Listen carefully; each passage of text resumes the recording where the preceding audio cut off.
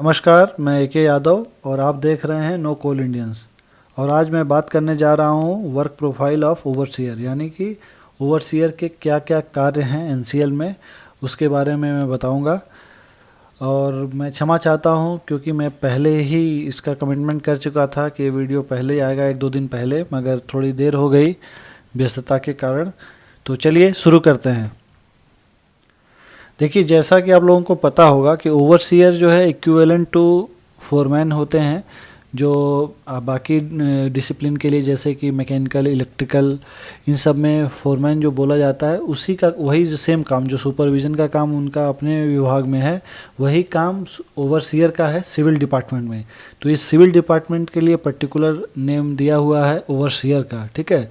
तो ओवरसीयर सिर्फ सिविल में होते हैं और उनका रोल सुपरवाइजरी रोल होता है, ठीक है।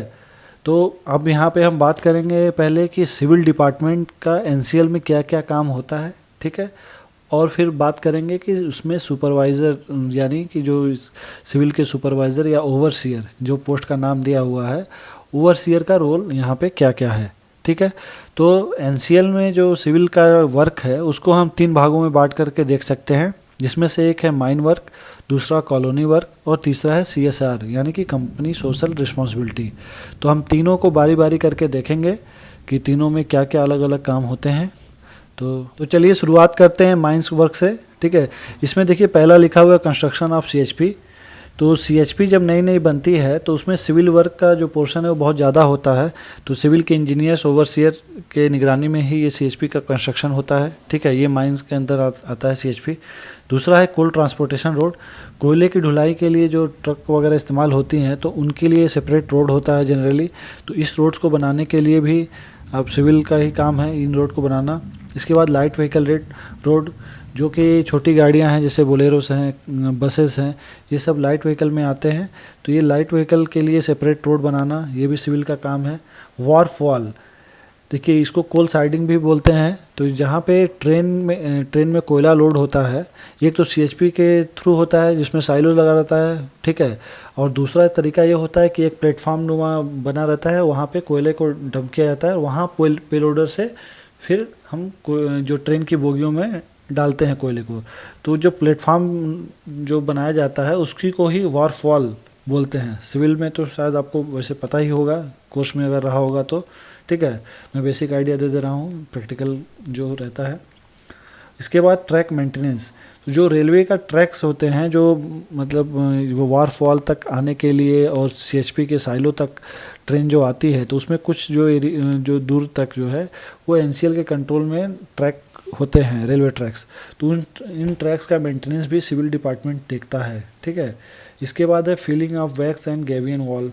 तो डंप जो है, आप ओपन कास्ट माइंस में मैं बता दूं कि जो ओवरबर्डन होता है, यानी कि जो मिट्टी, जो पत्थर, जो भी बोल सकते हैं, ब्लास्टिंग के बाद जो कोयले के ऊपर की परत होती है उसको हटा करके डंप किया जाता है, तो उसको ओवरबर्डन बोलते हैं, ठीक है।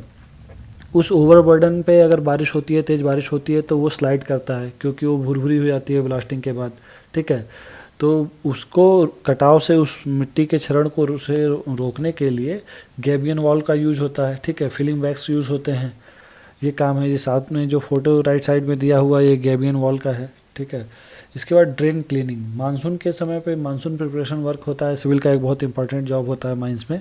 इसमें क्या होता है कि ओपन कास्ट में बहुत बड़ा एरिया होता है, तो उस एरिया में जो बारिश होती है तो उस बारिश का पानी सही रास्ते से निकले, सही जगह से निकले, इसके लिए तैयारी करनी पड़ती है। तो ये एक उसके लिए ड्रेन बनाना, उसकी ड्रेन की क्लीनिंग करना, ये भी एक सिविल वर्क है, इम्पॉर्टेंट। इसके बाद आते हैं canteen maintenance and water supply. तो हर माइंस के अंतर्गत कैंटीन होते हैं, ठीक है। तो कैंटीन का इंफ्रास्ट्रक्चर, टॉयलेट वगैरह जो भी ज़रूरी चीज़ें हैं उसको, उसका कंस्ट्रक्शन, मेंटेनेंस, साथ ही साथ वाटर सप्लाई, पीने का पानी जो है कि सबको मुहैया हो सके, मतलब माइंस में सबके पास रहे, वहाँ पे कैंटीन में रहे। तो इसके लिए ये पूरी व्यवस्था सिविल डिपार्टमेंट देखता है। इसके बाद आता है ईटीपी, इफ्लुएंट ट्रीटमेंट प्लांट या वेस्ट वाटर ट्रीटमेंट प्लांट। ये भी आपको कोर्स में इसके तो डिटेल में आपने पढ़ा होगा, मगर मैं यहाँ बता दूँ प्रैक्टिकल जो यूज़ है कि जैसे HEMMs हैं उसमें बहुत तरह के ऑयल्स, ग्रीसेस, ये सब यूज़ होते हैं। जब उनका वॉशिंग होता है तो पानी के साथ वो सब घुल मिल जाते हैं, ठीक है। तो वो अगर वापस जो है वो पानी के साथ, ग्रीस तेल के साथ अगर वो गंदा पानी नॉर्मल वाटर में या ग्राउंड वाटर में मिक्स होता है तो वो किसी के लिए भी हानिकारक है। तो इस तरह के जो टॉक्सिक एलिमेंट हैं, ठीक है, तो उनको सेपरेट करने का ही काम ETP का है। तो ये एक वर्क है। अब बात करते हैं कॉलोनी की। तो कॉलोनी के अंदर देखिए क्या क्या काम होते हैं। इसमें पहला काम है कॉलोनी कंस्ट्रक्शन एंड मेंटेनेंस। देखिए अगर नया प्रोजेक्ट है तो वहाँ पे कॉलोनी के क्वार्टर्स बनेंगे, और क्वार्टर्स बन चुके हैं तो उसके मेंटेनेंस होंगे, ठीक है, रेगुलर मेंटेनेंस होता रहता है। तो ये एक काम है। उसके बाद है GM office construction and maintenance. तो इस तरह से जो ऑफिसेज होते हैं, जनरली GM ऑफिस जो बोलते हैं मेन ऑफिस को, तो वो उन ऑफिस अगर वो बना है, या तो अगर टाइम उसकी लाइफ हो चुकी है तो नया ऑफिस बनेगा, ठीक है, या नया प्रोजेक्ट है तो नया ऑफिस बनेगा। तो इनका कंस्ट्रक्शन और मेंटेनेंस भी सिविल डिपार्टमेंट का काम है। फिर इसके बाद आते हैं वेलफेयर बिल्डिंग मेंटेनेंस।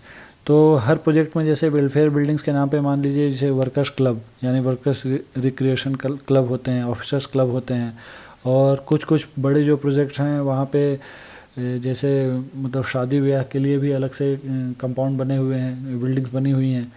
तो इस तरह का जो भी कंस्ट्रक्शन है वेलफेयर एक्टिविटी से रिलेटेड वो भी सिविल डिपार्टमेंट का ही काम है, ठीक है। इसके बाद पूरी कॉलोनी के अंतर्गत जो है कि आपको हर जगह पे वाटर सप्लाई होना है, वो उचित मात्रा में, वो निर्धारित मात्रा जो है कि टाइमली सप्लाई हो, तो इसको भी देखना, गवर्न करना है, ठीक है।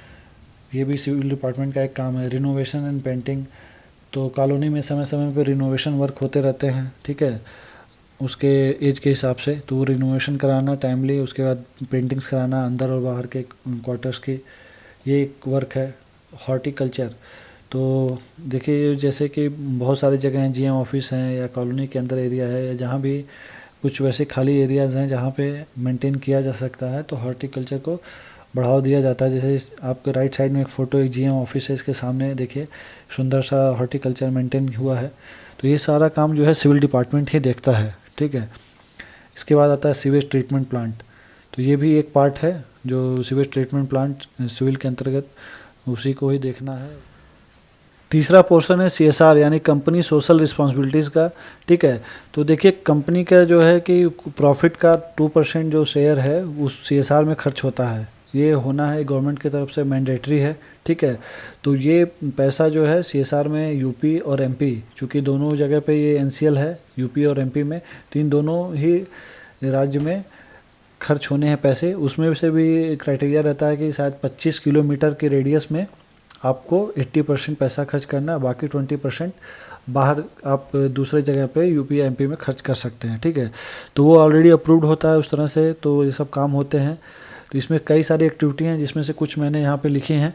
तो जिसमें से पहला है primary health care building maintenance. तो प्राइमरी हेल्थ केयर के बिल्डिंग का मेंटेनेंस करना, ठीक है, ये एक CSR के अंतर्गत सिविल डिपार्टमेंट का काम है। स्कूल मेंटेनेंस, स्कूल की बिल्डिंग का मेंटेनेंस करवाना या स्कूल के अलग क्लासरूम्स बनवाना, ठीक है, ये CSR के तहत किया जाता है। चेक डैम्स बनवाना, ठीक है, पॉन्ड मतलब तालाब खुदवाना और रोड बनवाना। देखिए राइट साइड में एक फ़ोटो है ये गांव का, उस गांव के कनेक्टिंग रोड बना हुआ है राइट। उसके बाद देखिए ये सफ़ेद पट्टी पे यहाँ पे लिखा हुआ है कि सामाजिक निगमित दायित्व यानी CSR के अंतर्गत एक बना हुआ है, NCL का नाम लिखा हुआ है, ठीक है। हैंडपम्प गड़वाना, ठीक है, टॉयलेट बनवाना, कम्युनिटी बिल्डिंग बनवाना, ये सब काम जो है CSR के अंतर्गत होते हैं। तो जहाँ जहाँ पे जैसी ज़रूरत है अप्रूवल के बाद ये सब एक्टिविटी CSR के अंतर्गत होती है, और इसका पूरा सुपरविज़न सिविल डिपार्टमेंट का रहता है, ठीक है। तो ये भी बहुत बड़ा एक रोल है CSR का। देखिए अभी तक हमने जितने 3 पार्ट में बांट करके सारे काम को देखे हैं, तो ये पूरा हो सकता है कि इसमें कुछ मैं मिस कर रहा हूँ, कुछ ऐसे 2-4 काम होंगे जो मैंने यहाँ पे नहीं जिक्र किया है, लेकिन मोटा मोटी यही इतने काम हैं, ठीक है। इसके बाद आते हैं कि रोल ऑफ ओवरसीयर। इसमें ओवरसीयर का क्या क्या रोल होता है। तो देखिए सबसे पहला इंपॉर्टेंट रोल है साइट सुपरविज़न। कहीं पे भी काम होगा ठीक है, वो जो साइट होगी उसका सुपरविज़न करना एक ओवरसीयर का मेन रोल है। ठीक है, इसके बाद साथ ही साथ मेजरमेंट एंड इट्स इंट्रीज। तो ओवरसीयर या इसके इक्विवेलेंट कहीं भी किसी जगह पे अगर आपकी पोस्टिंग रहेगी दूसरे कंपनी में या दूसरे और गवर्नमेंट ऑर्गेनाइजेशन में, तो मेजरमेंट बहुत इंपॉर्टेंट होता है रोल सिविल के केस में, कि उसका मेजरमेंट करना जो भी काम हुआ है और उसका एमबी बुक में एंट्री करना। ठीक है, दूसरा, इसके बाद तीसरा है क्वालिटी चेक्स एसोसिएट्स के रूप में काम करना। तो जैसे जो सिविल के इंजीनियर्स होंगे तो उनके साथ आप as a quality checks associate काम करते हैं, क्वालिटी को देखते हैं। ठीक है, और क्वालिटी टेस्टिंग मटेरियल जो होते हैं उसको ले जाकर के लैब में इंजीनियर के साथ पहुंचाना, उसकी टेस्टिंग रिजल्ट लेना, ये भी एक काम है। इसके बाद है एस्टिमेट और रिवाइज एस्टिमेट में जो है कि आपका बहुत बड़ा रोल रहता है, साथ में इंजीनियर के साथ आप उसको भी देखते हैं।